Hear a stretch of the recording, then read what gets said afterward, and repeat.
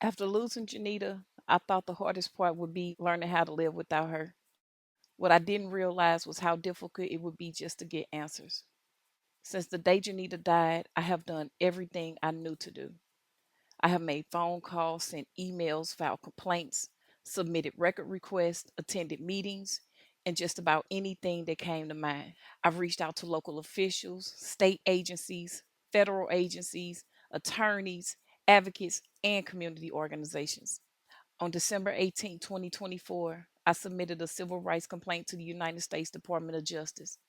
And just like any mother searching for answers, I hope someone would take a closer look at the circumstances surrounding Janita's death.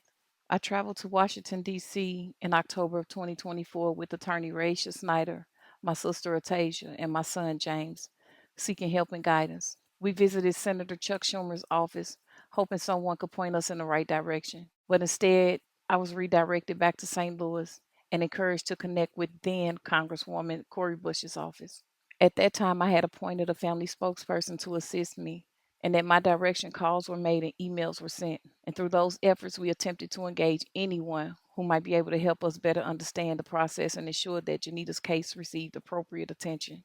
I also spoke with members of the National Action Network.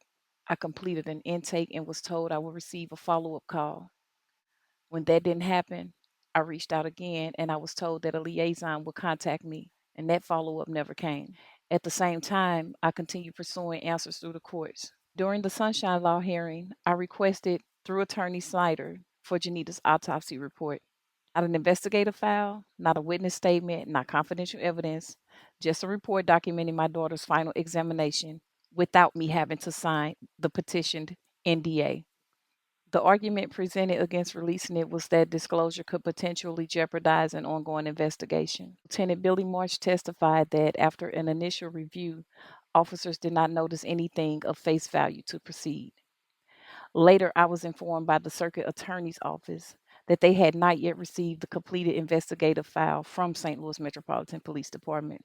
As a mother, I was left trying to understand how those two statements fit together. I wasn't asking anyone to promise a particular outcome or to agree with my conclusions. I was asking for transparency, consistency, and the truth. On May 13, 2025, we organized a meeting that brought together city officials, elected representatives, clergy, civil rights leaders, and members of my family.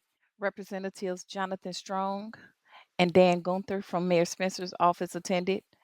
Wellston Community Leader Councilwoman Desirata Hughes, Representative Jordan Blaze from Congressman Wesley Bell's office, Courtney Curtis from the Missouri NAACP, clergy members Pastor Jason and Janine